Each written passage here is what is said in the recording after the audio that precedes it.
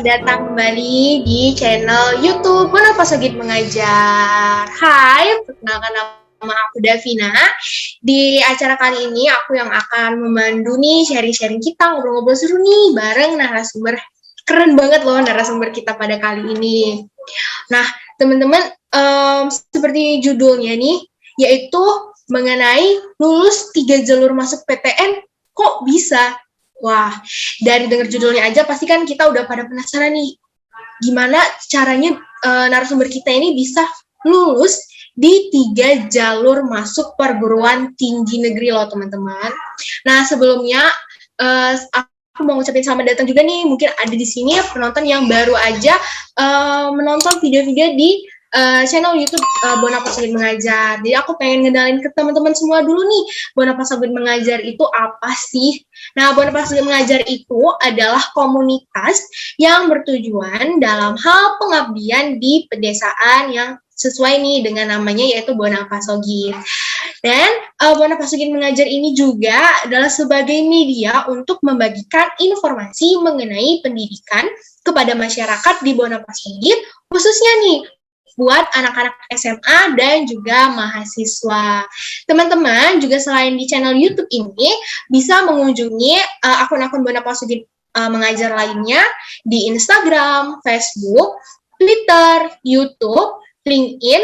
Bahkan teman-teman yang suka mendengarkan podcast bisa banget nih mampir di akunnya Bonapasogit Mengajar di Spotify. Dan juga buat teman-teman nih mungkin yang hobi baca-baca artikel dan sebagainya, bisa banget buat mengunjungi medium Bonapasogit Mengajar. Nih teman-teman pasti udah pada nggak sabar lagi kan mau kita ngobrol-ngobrol nih bareng pembicara kita atau narasumber kita pada sore hari ini. Oke, teman-teman, tanpa berlama-lama lagi kita sambut narasumber kita hari ini, Kak Hasna Amalia. Halo Kak Hasna, apa kabar? Baik, alhamdulillah. Cerah banget nih ya Kak Hasna, nih semangat banget nih kita ngobrol-ngobrolnya.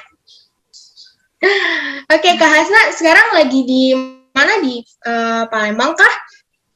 Kalau sekarang aku lagi di Palembang, Davina. Oke, tetap stay safe ya Kak, di rumah aja karena corona semakin meningkat nih, dengar-dengar. Iya, benar banget. Oke Kak, mungkin sebelum kita ngelanjutin nih ngobrol-ngobrolnya, mungkin Kakak bisa perkenalan dulu nih. Oke, semuanya. Halo, kenalin nama aku Hasna Amalia. Kalau aku sekarang lagi kuliah di Institut Teknologi Bandung, Fakultas Teknik Sipil dan Lingkungan, Kampus Jatinangor. Sebelumnya, aku udah sempat kuliah juga di Institut Pertanian Bogor, jurusan Teknologi dan Manajemen Perikanan Budidaya. Halo, salam kenal ya. Wow, keren banget. Jadi aku pengen ngasih tahu juga nih ke teman-teman, 3 jalur apa sih yang Kak Hasna bisa lulus nih? Itu yaitu yang pertama itu ada USMI 2020 atau Undangan Seleksi Masuk IPB tahun 2020 di jurusan Teknologi Produksi dan Manajemen Perikanan Budidaya Sekolah Vokasi IPB. Terus di SBMPTN 2020 itu di jurusan Teknologi dan Manajemen Perikanan Budidaya IPB. Dan di tahun ini di SBMPTN 2021 ini Kak Hasna lulus di Fakultas Teknik Sipil dan Lingkungan ITB. Wah, keren banget nih teman-teman. Jadi aku juga ingin menambahkan nih untuk memperkenalkan lagi narasumber kita pada kali ini. Kak Hasna ini lulus di 3 jalur masuk PTN. Apa aja sih teman-teman? Yang pertama itu ada USMI 2020 atau Undangan Seleksi Masuk IPB tahun 2020 di jurusan Teknologi Produksi dan Manajemen Perikanan Budidaya Sekolah Vokasi IPB. Nah, Kak Hasna ini juga lulus di SBMPTN tahun 2020 di jurusan Teknologi dan Manajemen Perikanan Budidaya IPB. Dan pada tahun ini teman-teman di SBMPTN 2021 lalu itu lulus di Fakultas Teknik Sipil dan Lingkungan ITB. Wow, keren banget sih Kak Hasna bisa lulus di 3 jalur tersebut. Aduh, keren banget. Nah, dari 3 jalur itu tuh kan ada USMI, SBMPTN juga nih yang telah Kak Hasna lalui. Mungkin Kak Hasna bisa sharing dulu nih ke teman-teman, sebenarnya jalur-jalur umum apa sih yang biasanya nih dilalui oleh anak-anak SMA ataupun teman-teman kita yang mungkin gap year atau yang semacamnya itu untuk masuk ke perguruan tinggi negeri nih Kak, jalur-jalur seperti apa sih Kak yang umum dilalui? Oke, aku kasih tahu ya. Kalau jalur umum yang biasanya anak SMA lalui itu sebenarnya cuma ada 3. Itu SNMPTN atau Seleksi Nasional Masuk Perguruan Tinggi Negeri, terus ada SBMPTN, Seleksi Bersama Masuk Perguruan Tinggi Negeri, dan Ujian Mandiri. Nah, kalau mau tambahan yang lainnya itu banyak banget, ada yang dari Politeknik, terus ada yang dari UIN atau IAIN, terus ada yang dari ISTI atau Institut Seni Indonesia, ada juga yang dari kayak Akpol, Kedinasan, STAN, STIS, IPDN, dan lain-lainnya. Oke, jadi secara umumnya itu sebenarnya cuma 3 ya Kak, yaitu yang biasa kita dengar SNMPTN, SBM, dan juga jalur mandiri. Berarti di setiap kampus itu punya jalur-jalur penerimaan lain ya kan Kak, yang mungkin di lain dari ketiga jalur umum tersebut. Mungkin di fakultas di universitas Kakak nih yang di IPB sendiri itu contoh-contoh jalur penerimaan lain selain dari ketiga itu seperti apa, Kak? Oke, kalau di IPB sendiri itu ada jalur yang lain yang namanya USMI IPB atau yang udah dikasih tahu tadi, itu singkatan dari Undangan Saringan Masuk IPB. Nah, apa sih USMI IPB itu? USMI IPB itu adalah semacam jalur undangan kayak SNMPTN gitu, tapi beda seleksinya. Kalau SNMPTN itu kan butuhnya nilai rapor 5 semester gitu kan ya. Kalau USMI IPB itu cuma 4 semester aja. Terus kalau SNMPTN nggak perlu, kalau SNMPTN itu perlu sertifikat ataupun piagam-piagam pendukung lainnya. Kalau di USMI IPB itu nggak perlu ngajuin sertifikat ataupun piagam-piagam yang lainnya karena emang udah nggak dikasih kolom aja gitu sama dari pihak IPB-nya. Terus bedanya lagi kalau SNMPTN itu cuma bisa tertentu doang, kayak misalnya jurusan-jurusan IPA cuma bisa ditembus oleh anak IPA aja, nggak bisa sama anak IPS, terus jurusan IPS juga seperti itu. Nah, kalau USMI IPB sendiri, itu bisa dilalui oleh anak SMA maupun SMK, baik itu jurusan IPA, IPS, ataupun bahasa, Davina. Oke, Kak. Jadi perbedaannya itu cukup signifikan ya Kak antara SNMPTN dan juga USMI. Nah, tadi kan Kakak ini lulus jalur USMI 2020 untuk sekolah vokasi. Nah, ngomongin soal sekolah vokasi nih Kak. Jadi sebenarnya sekolah vokasi itu bedanya itu seperti apa sih Kak dengan program sarjana yang biasanya ada di universitas-universitas seperti itu, Kak?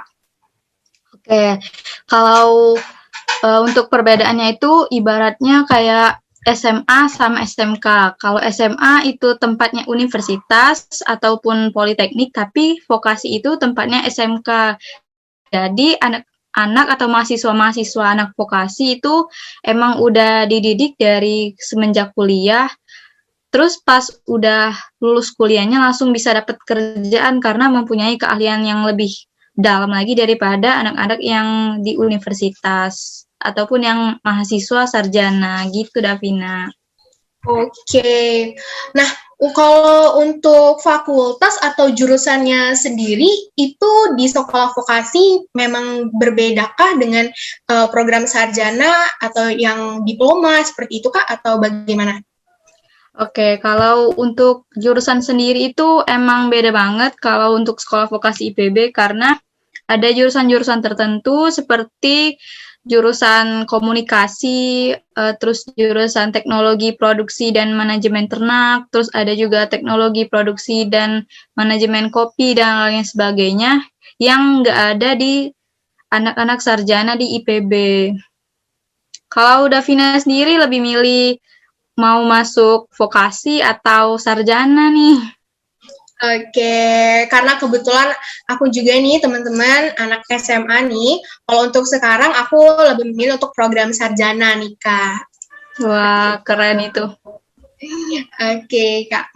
Nah, tadi kan kita udah nyinggung nih masalah USMI. Tadi Kakak juga udah ngejelasin nih sedikit untuk perbedaan antara SNMPTN yang mungkin juga kaum awam sering nyebutnya itu sebagai undangan ya, Kak, karena dia tanpa tes gak seperti SBMPTN tadi. Nah, di USMI sendiri tadi juga udah disinggung sedikit beberapa perbedaan-perbedaan di saat pendaftaran seperti di kolomnya tadi tidak perlu dengan prestasi dan sebagainya. Mungkin ada lagi nggak sih Kak hal-hal apa sih yang memang harus dipersiapkan sebagai persyaratan untuk masuk melalui jalur USMI itu sendiri? Oke, kalau hal-hal yang lainnya itu persiapannya kalau anak SNMPTN nggak butuh biaya alias gratis, dibiayain dari pemerintah. Tapi kalau untuk USMI IPB itu bayar sebesar 400.000. Terus kalau udah bayar nanti pihak sekolah yang mengurusnya, terus nanti kalau mengisi data-datanya itu pihak kita sendiri. Perbedaannya cuma di letak itunya aja sih. Oke, jadi itu tetap kita tetap mendaftar sendiri juga seperti itu ya Kak, sama seperti SNMPTN juga kita tetap mengisi sendiri, tapi sekolah itu menjadi seperti jembatannya itu untuk ke universitas tersebut. Oke, nah mungkin ke teman-teman juga nih Kak, mungkin jadi pengen tahu nih sebenarnya, mungkin bisa dijelaskan juga timeline kasarannya nih Kak, seperti apa. Jadi teman-teman di sini juga bisa memiliki alternatif lain kalau misalnya di SNMPTN belum bisa, terus dia nanti lanjut ke SBMPTN, dan itu timelinenya seperti apa sih Kak di saat Kakak ikut di proses jalur masuk. Ya, di jalur masuk tersebut. Oke, kalau untuk timelinenya sendiri itu biasanya di rentang November sampai rentang Januari pihak sekolah tuh akan ngasih tahu untuk siswa-siswa yang eligible masuk ke dalam SNMPTN. Biasanya itu yang siswa eligible berdasarkan akreditasi sekolahnya, itu ada akreditasi A, B, dan C. Kalau A itu disediakan 40% kuota, kalau B disediakan 30% kuota per siswa dari satu angkatan, terus kalau akreditas C, sekolahnya itu dikasih kuota 10% dari siswa angkatannya itu. Terus kalau udah dikasih tahu pihak sekolah, nanti bulan Februari kita tuh ngisi data-data untuk SNMPTN, ya kayak pemilihan jurusan, terus ngisi sertifikat atau piagam yang aku bilangin tadi, dan lain-lain sebagainya gitu kan. Terus nanti kalau nggak salah di bulan Maret itu ada USMI IPB tadi. Terus pas bulan April tuh biasanya udah pengumuman SNMPTN. Nah, pas udah pengumuman SNMPTN, kalau misalnya kalian berhasil atau lulus ya syukur, kalau enggak masih ada jalan lain. Nah, alternatif jalan lainnya itu ada juga nih jalur masuk undangan dari vokasi Undip. Nah, aku nggak tahu namanya apa, tapi itu sama aja kayak USMI IPB gitu. Terus pas bulan Mei, nah itu baru biasanya daftar SBMPTN dan tes-tes SBMPTN. Terus pas udah SBMPTN lagi, kalau misalnya kalian belum dikasih rezeki lagi sama Tuhan Yang Maha Kuasa, kalian bisa kok daftar di jalur yang lain. Itu ada UIN atau Universitas Islam Negeri, ada juga Politeknik Kesehatan, terus ada juga Politeknik Negeri kayak Polban, terus Polsri, Polimed, dan lain-lain. Terus juga ada jalur mandiri. Nah, jalur mandiri sendiri banyak banget kan, pasti kalian udah tahu yang namanya UTUL, UGM, SIMA UI, terus SMITB, terus ujian mandiri IPB, ujian mandiri UB, ujian mandiri Undip, dan lain sebagainya, yang kalau ketentuan timeline-nya itu biasanya sih tentatif ya kalau untuk ujian mandiri, sesuai atau tergantung dari universitas itu sendiri, Davina. Oke, jadi teman-teman di sini yang udah denger nih penjelasan dari Kak Hasna tadi, udah kebayang nih. Jadi banyak banget sebenarnya alternatif ataupun ujian-ujian jalur-jalur masuk di perguruan tinggi. Jadi nggak ada nih namanya kita nggak semangat untuk mengejar apalagi impian kita yang benar-benar pengen banget masuk di suatu jurusan ataupun pengen banget di universitas tersebut karena banyak banget ternyata jalur-jalur yang terbuka nih buat kita. Oke. Nah, Kak Hasna sendiri. Jadi kan karena di tahun 2020 lalu kan kakak masuk nih melalui USMI IPB itu untuk yang sekolah vokasi.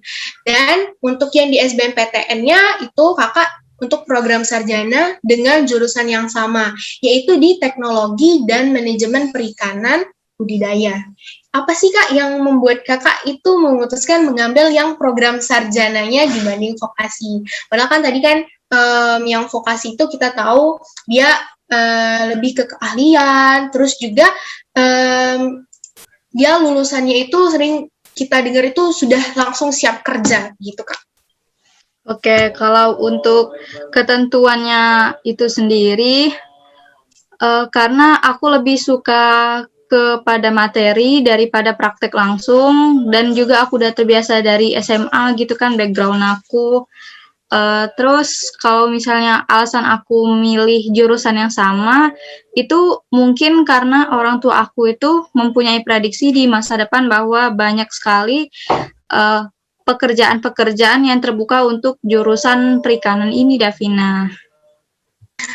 Oke, jadi buat teman-teman nih mungkin yang lebih senang ke praktek ataupun yang lebih ke keahlian teman-teman mungkin bisa memilih ataupun menjadikan sekolah vokasi itu salah satu pilihan teman-teman gitu kan.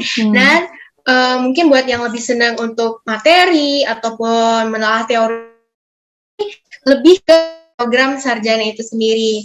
Nah Kak, untuk anak SMK sendiri itu bisa nggak sih Kak melalui jalur USMI itu tadi sendiri? Bisa banget Davina. Ada teman aku pas aku lulus USMI itu dari SMK malah banyak, sama dari jurusan IPS daripada IPA. Pas aku tanya ya gitu aja, nilai rapornya sama aja kayak anak SMA. Oke. Ya, mungkin karena dari SMK sendiri pun mereka sudah memfokuskan kepada kejuruan mereka, jadi ketika mereka ingin melanjutkannya lebih dalam lagi, mereka mengambil sekolah vokasi, sehingga mungkin penjurusan mereka, mereka juga bisa belajar lagi lebih mendalam seperti itu kali ya, Kak? Mungkin bisa lebih memantapkan lagi keahlian yang sudah dimiliki dari SMK. Iya, jadi buat teman-teman yang SMK pun jangan takut dengan stigma-stigma ataupun hal-hal di masyarakat yang bilang bahwa anak SMK itu nggak bisa kuliah. Ternyata sebenarnya kalian itu bisa loh teman-teman, dan salah satunya itu melalui sekolah vokasi. Nah, beralih nih, kita kan tadi udah ngomongin nih yang di tahun 2020. Di tahun ini kan kakak memutuskan untuk ikut lagi SBMPTN di tahun ini. Apakah kakak ikut ini hanya coba-coba atau memang sudah direncanakan Kak sejak awal untuk ikut kembali di tahun ini? Oke, kalau niat aku awalnya sih emang udah direncanakan gitu ya, karena aku masih ada jurusan impian yang belum tercapai di tahun-tahun sebelumnya. Jadi terus pas udah aku kuliah itu kayaknya aku nggak jadi deh mau ikut, kayaknya nggak cukup waktu mau belajar, soalnya aku udah dikejar sama deadline tugas kuliah. Terus pas bulan Januari gitu, aku tuh kayaknya mulai tertarik lagi mau ikut SBMPTN lagi, tapi hanya sebagai ajang coba-coba aja, karena ya masih ada tugas dan kewajiban yang harus aku ikutin kan ya. Jadi pas bulan Januari itu aku mulai belajar lagi, ngambis belajar SBMPTN, tapi bukan sama teman seangkatan lagi, tapi sama adik kelas aku. Oke, jadi mungkin karena kakak itu sendiri punya jurusan impian yang memang masih ada nih yang dari perasaan kakak tuh masih pengen banget nih memperjuangkan jurusan ataupun fakultas tersebut. Nah, di ITB sendiri kakak memilih fakultas teknik sipil dan lingkungan dan lolos nih kak, yang beda kan dengan jurusan sebelumnya. Nah, aku pengen tanya nih kak, untuk di IPB sendiri, mungkin kan kalau orang-orang dengarnya kampus IPB itu kampus yang pertanian nih, sesuai dengan namanya. Nah, aku ada tadi juga nih, saking penasarannya kan baca-baca juga nih di Instagramnya, ternyata di IPB itu ada fakultas kedokteran hewan. Itu bener? Itu emang bener fakultas kedokteran hewan, tapi isinya untuk anak sarjana itu cuma ada kedokteran hewan, terus sama pasca sarjana dan program profesi dokter hewan aja, Davina. Oke, jadi ternyata mungkin karena keselarasan ya mungkin ya kak ya, antara mata kuliah ataupun hal yang ada di kedokteran hewan itu. Jadi teman-teman ketika mendengar IPB yang mungkin terlintas di pikirannya itu berkaitan dengan pertanian, kehutanan dan lingkungan, ternyata di sana juga ada fakultas kedokteran hewan nih. Mungkin teman-teman di sini bisa mungkin jadi memiliki banyak lagi nih. Wah, ternyata di IPB ada kedokteran hewan nih. Aduh. Iya, nggak cuma pertanian doang kok. Pasti Davina ini ya cita-citanya pengen jadi dokter hewan kan? Jadi dokternya benar kak, karena kalau untuk jadi dokter hewan, aku sendiri agak takut sebenarnya kak dengan hewan. Jadi untuk dokter yang lain, aku sih yes kak. Aku nggak bisa bicara bahasa hewan ya, Dav. Iya kak.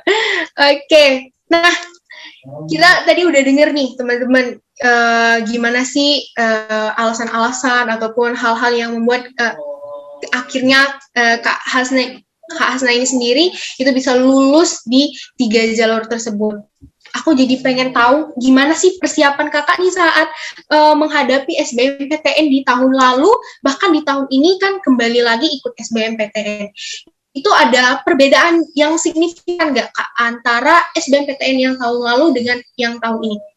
Oke, kalau untuk perbedaan sih banyak ya. Kalau SBMPTN tahun 2020 itu subtesnya hanya TPS atau tes potensi skolastik dan nggak ada TKA, karena pas tahun 2020 tuh lagi heboh-hebohnya corona nggak sih? Jadi makanya pemerintah tuh mau menghapus TKA karena takutnya cepat menular coronanya itu. Nah, terus kalau SBMPTN 2021 ini mulai diadakan kembali adanya tes TKA yang terdiri dari kalau untuk saintek, ekonomi sama sosiologi. Terus kalau perbedaannya lagi di SBMPTN 2020 itu aku masih banyak teman-teman yang nyemangatin aku, tetapi di SBMPTN 2021 ini karena teman-teman aku dikit yang tahu aku ikut SBMPTN, jadi hanya teman kelas kuliah aku aja yang nyemangatin aku, Davina. Oke, mungkin karena baru fresh-freshnya sedang SMA kan, ya kak. Iya, Jadi benar. saling memberikan support dan semangat satu sama lain ke teman-temannya, karena teman-teman selain dari usaha kita sendiri, support dari orang-orang terdekat, teman itu sendiri pun itu menambah mood kita saat mengerjakannya juga. Ya, benar. Nah, untuk cara belajar kakak sendiri gimana sih kak dalam mempersiapkan, dalam menjawab soal itu sendiri? Apakah memang kakak ini adalah tipe orang yang sering latihan soal atau lebih ke menonton video-video pembelajaran atau seperti apa kak? Kalau untuk tipe belajar aku tuh sih sebenarnya santai ya. Asalkan target itu memenuhi gitu loh. Misalnya dalam 1 minggu aku harus bagi waktu antara kuliah, ngerjain tugas kuliah sama belajar SBMPTN. Nah, kalau belajar SBMPTN sendiri aku nggak belajar lewat buku-buku gitu, karena menurut aku itu bakal menghabiskan waktu. Ini menurut aku ya, mungkin berbeda sama orang lain. Kalau aku sih sering ngerjain TO gitu. Nah, kalau ngerjain TO, aku ada rekomendasi buat kalian. Ini bukan disponsor atau dipromosi, tapi ini emang real dari aku sendiri. Kalau aku kemarin ikut tryout dari Pahamify, terus Cerebrum, terus edukasi sistem, terus Dokter Ganesha, sama tryout yang diadakan oleh kampus aku sendiri. Nah, dari tryout itu, aku sering mengevaluasi kembali mana sih yang jawaban aku salah kemarin, kok bisa dapat skor segini. Terus aku harus dapetin target, harus jadi juara 1. Dan alhamdulillah aku sering dapet juara 1 di tryout kampus aku sendiri karena aku nargetin impian aku tadi. Gitu aja sih cara belajar aku, Dav. Mungkin kalau cara belajar orang lain itu mungkin kayak belajar itu harus emang benar-benar ditargetin banget kayak gitu, kayak 10 jam dalam sehari. Waduh, itu keteteran banget gak sih? Sama belum lagi ada tugas-tugas ngerjain tugas kuliah yang super duper banyak banget. Iya, bener banget, Kak. Karena cara belajar orang itu sendiri kan beda-beda ya kan, Kak. Jadi, kembali lagi nih ke teman-teman, apalagi tadi mungkin dengan banyak latihan-latihan soal ataupun mengerjakan tryout-tryout seperti itu, kita jadi lebih melihat lagi nih soal-soalnya lebih variatif, dan bahkan mungkin dengan banyak mengerjakan tryout, itu banyak banget soal-soal yang nantinya mungkin bisa mirip-mirip ya, Kak, dengan soal di SBMPTN nanti. Nah, oh iya, aku ada tips kalau misalnya kalian ngerjain TO, itu kalian jangan ngapalin jawabannya karena jawaban di tryout itu nggak akan keluar di SBMPTN, tapi kalian tuh pahamin materinya yang dari soal tryout itu. Iya nih, apalagi kalau misalnya salah itu jangan berkecil hati, tapi dengan salahnya tadi kita jadi tahu nih, oh berarti aku kurang paham di materi tersebut, seperti itu ya Kak. Nah, untuk ini berarti Kak dengan ambil jurusan di SBMPTN tahun ini, berarti Kakak kembali kan menjadi mahasiswa baru nih. Nah, padahal kan Kakak sudah kurang lebih 1 tahun ini ya Kak menjalani perkuliahan di IPB yang Kakak ambil untuk program sarjana hasil lolos dari SBMPTN 2020 kemarin. Nah, tadi kan Kakak juga mungkin udah singgung-singgung sedikit, Kakak jadi berpikir kayak, teman-teman aku yang lain kan udah mau di tahun kedua, mungkin ada nggak sih Kak pikiran-pikiran seperti itu? Kalau untuk pikiran negatifnya sih ada banyak. Malah aku tuh berpikir, aduh nanti aku harus beradaptasi sama sama adik angkatan, mana lagi ada yang kelahiran anak 2004, 2003, yang lebih muda dari aku. Jadi kayak, aduh nanti aku mau dipanggil kakak atau dipanggil nama aja gitu ya. Tapi kalau untuk sisi positifnya itu, aku lebih memilih karena untuk mencari jurusan yang aku impikan dan pekerjaan yang aku impikan di masa depan nanti. Tapi ya nggak masalah sih mau dipanggil nama ataupun kakak, ya sabi-sabi aja mereka. Asalkan ada temen gitu kan ya, daripada nggak bisa beradaptasi nantinya. Iya, benar banget. Jadi walaupun memang mungkin kakak memang jurusan itu yang memang kakak inginkan, seperti itu kan Kak, tapi memang mungkin kadang ada pikiran-pikiran, wah nanti aku mengulang lagi nih, ketemu sama adik-adik kelas jadi satu tingkat, seperti itu ya Kak. Oh, bener banget. Oke, kita balik lagi nih ke IPB. Jadi karena kan kakak udah menjalani bangku perkuliahan kan selama 1 tahun terakhir. Nah, setelah pengumuman kelulusan nih, dan kakak akhirnya memutuskan untuk memilih yang program sarjana. Apa sih Kak yang harus segera kita siapkan nih sebagai seorang mahasiswa baru, terutama kakak yang sebagai mahasiswa baru di IPB pada saat itu? Oke, kalau untuk mahasiswa IPB sendiri ya, kalian tuh harus nyiapin foto-foto itu harus banyak banget, paling nggak minimal 10 lah ya, karena ya tahu kenal dengan sebutan Institut Pertwibonan Bangsa. Sekali ospek atau namanya MPKMB itu, bisa aja nih kampus lain cuma ngupload 1 Twibon, sedangkan IPB itu bisa aja sampai 10 Twibon. Terus selain dari siapin foto tadi, kalian juga harus siapin jam tidur aja sih dari sekarang, soalnya pas udah masuk kuliah nanti pasti kalian udah berkurang waktu sama tidurnya. Terus yang harus dipersiapkan itu mungkin uang untuk bayar UKT-nya sesuai golongan yang kalian dapat. Terus mungkin juga penyesuaian terhadap lingkungan yang lebih baru lagi dari SMA menuju perkuliahan. Mungkin sejauh ini yang aku rasain itu aja sih, Dav. Benar banget tuh Kak, apalagi di tahun pertama itu pasti masih masa peralihan nih dari kita yang SMA, yang jam belajarnya itu memang sudah ada dipatok dari sekolahnya, sedangkan di perkuliahan itu kadang random-random ya Kak, kadang siang, kadang malam, tergantung dengan dosennya itu sendiri. Nah, di selama 1 tahun di kuliah di IPB, untuk pelaksanaannya itu Kakak online ya Kak? Iya, online. Praktikumnya aja malah online, berdasarkan kebutuhan yang ada di lingkungan rumah. Misalnya aku pernah disuruh praktikum biologi itu membuat gelembung sabun dari kayak Sunlight atau sabun mandi gitu. Terus pernah juga disuruh praktikum videoin tanaman dan lain-lain.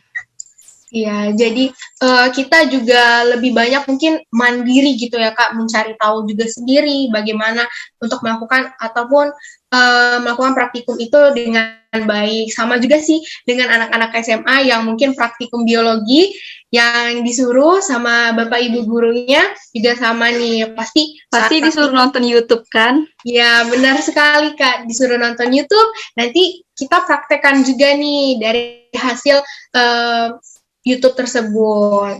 Nah, selama 1 tahun kuliah di IPB, mudah nggak Kak buat dapet nilai A? Aduh, kalau dibilang mudah atau enggak, itu tergantung kondisi kalian masing-masing. Tapi kalau untuk tahun pertama itu teman-teman aku mudah banget buat dapetin nilai A, bahkan mereka semuanya berjajar nilai A, warna hijau, A semua. Tapi kalau aku nih sebagai mahasiswa aktivis gitu ya, lebih banyak berkesimpung di dunia luar belajar kuliah daripada di dunia kuliah sendiri. Jadi dapat nilai A itu kayaknya agak susah, tapi alhamdulillah masih ada nilai A berapa gitu. Kembali lagi kepada mahasiswanya itu sendiri ya Kak, karena kan di perkuliahan itu banyak banget istilah-istilah seperti kupu-kupu, kuliah pulang, iya beneran, yang pura-pura mungkin mengejar banget nih yang namanya akademisnya, tapi ada juga yang kura-kura, kuliah rapat ya, untuk anak-anak yang senang banget berorganisasi nih Kak. Ya, tadi Kakak juga udah nyinggung nih karena Kakak adalah seorang mahasiswa yang aktivis. Nah, sejauh ini Kakak udah ikutin kegiatan-kegiatan apa aja nih Kak di kampus IPB? Mungkin seperti organisasi atau kepanitiaan? Oke, kalau aku selama semester 1 kemarin tuh udah banyak banget ikut organisasi. Ya biasa lah ya, namanya mahasiswa baru pasti pengen dicoba ini dicoba itu Terus aku juga pernah ikut UKM gitu, namanya UKM Paduan Suara Mahasiswa Agria Suara. Terus aku juga pernah ikut organisasi yang untuk seangkatan aku. Aku juga pernah ikut kepanitiaan gitu, kayak gimana sih kalau misalnya ada suatu oprek itu, kalau aku tuh kayak tertarik banget gitu loh, kayak wah ini kayaknya harus tertantang, apalagi kalau misalnya lolos seleksi wawancara gitu kan ya, kayak biasanya kan orang tuh banyak hal-hal yang tegang di pas seleksi wawancara kan, tapi kayak kalau udah lolos seleksi itu kayak aduh bangga banget gitu bisa melewatin dari pertanyaan-pertanyaan yang menurut aku agak susah gitu. Iya, benar banget, Kak. Jadi mungkin di sini ada teman-teman yang seneng banget nih, apalagi di online sekarang ini banyak banget buka volunteer. Nah, buat teman-teman yang hobi jiwa volunteernya itu tinggi, pasti kalau misalnya ngelihat ada sebuah open recruitment, itu pasti langsung merasa, wah, sepertinya aku harus ikut nih, gitu. Apalagi banyak banget juga kadang tuh yang takut pada saat sesi interview, tapi buat anak-anak yang mungkin seperti Kak Hasna tadi yang senang sekali dengan organisasi ataupun yang ketika melihat pengumuman open recruitment itu langsung tertarik, pasti bisa menjalaninya dengan baik. Nah, Mungkin ini last but not least, dengar-dengar kakak juga baru selesai UAS yang di IPB ya kak? Iya, Davina.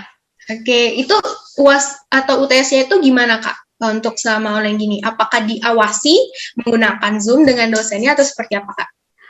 Kalau untuk UTS sama UASnya itu berbeda dari kampus yang lain. Kalau kampus lain itu kan biasanya cuma kayak buat video terus nanti diupload di Instagram atau upload di YouTube atau buat kayak tulisan di kertas gitu ya. Kalau di IPB sendiri itu ada laman websitenya namanya ASES gitu.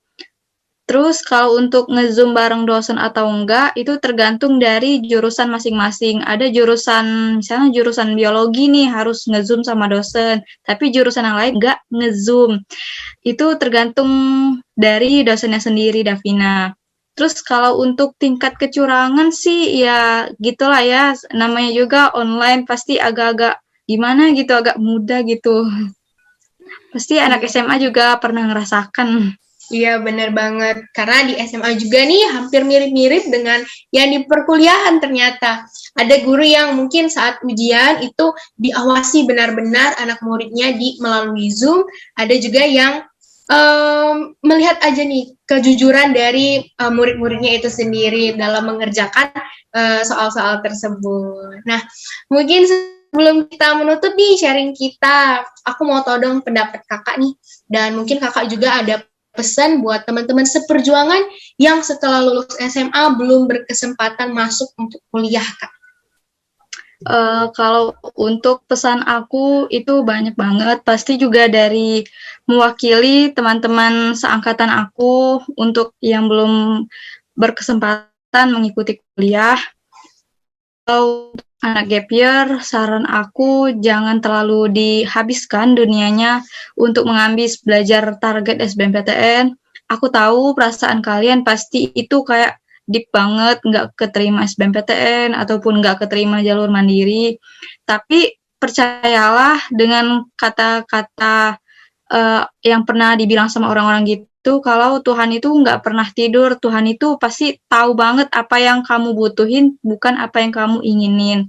Terus saran aku, mendingan untuk bulan-bulan kayak dari bulan sekarang sampai bulan Desember gitu, mending kalian traveling atau mencoba hal baru, atau ikut volunteer atau organisasi, atau kalian juga bisa ikut volunteer menjadi student ambassador di Boniface Gate Mengajar.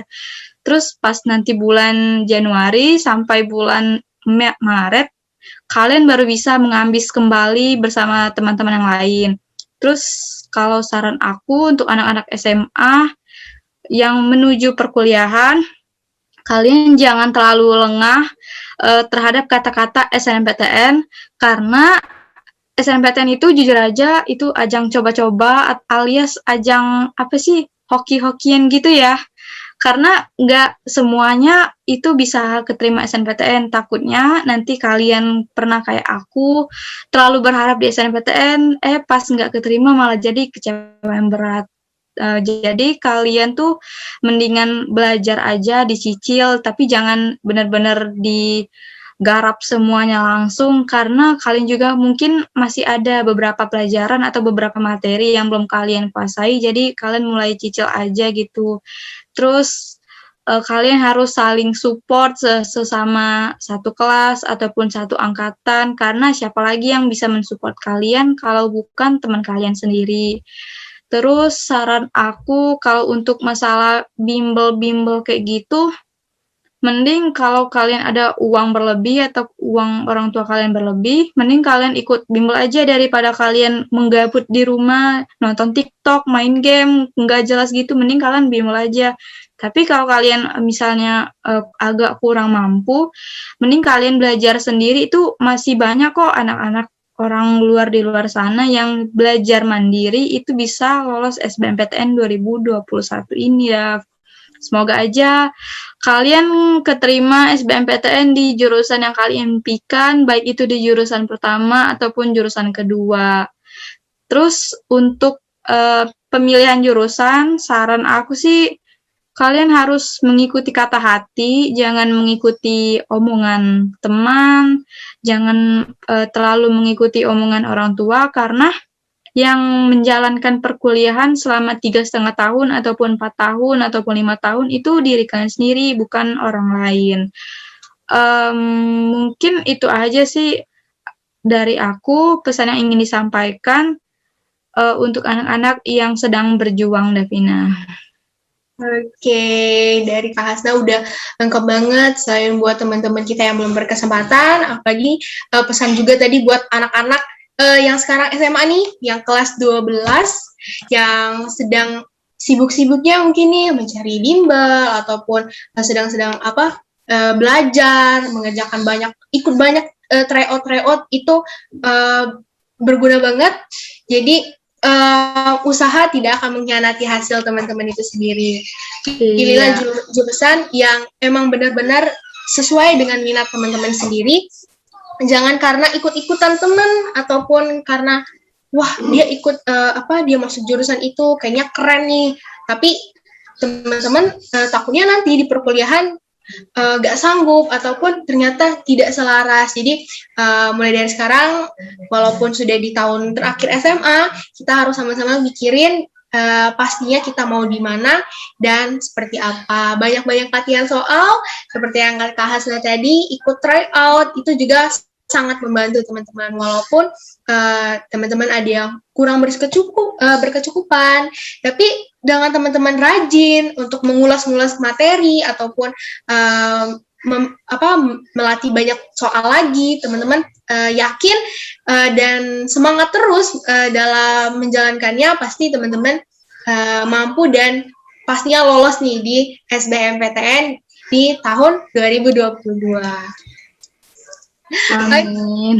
Oke, amin.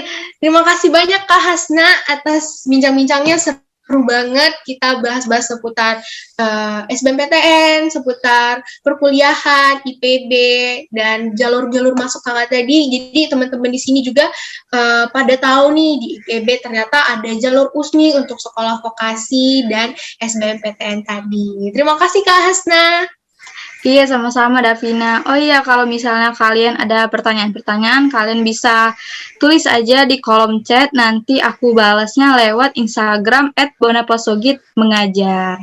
Oke, jangan lupa teman-teman yang mau bertanya lebih dalam lagi dengan Kak Hasna, bisa banget drop pertanyaannya di komen.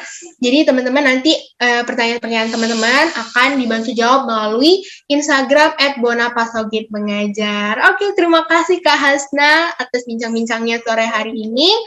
Nah, nggak kerasa ya teman-teman, kita udah sharing banyak banget nih sama narasumber kita, dan pastinya teman-teman bermanfaat nih buat teman-teman semua, apalagi anak-anak SMA ataupun yang sedang giat-giatnya untuk masuk ke dunia perkuliahan. Aku Davina selaku pembawa acara pada hari ini, mohon maaf banget kalau misalnya ada salah-salah kata.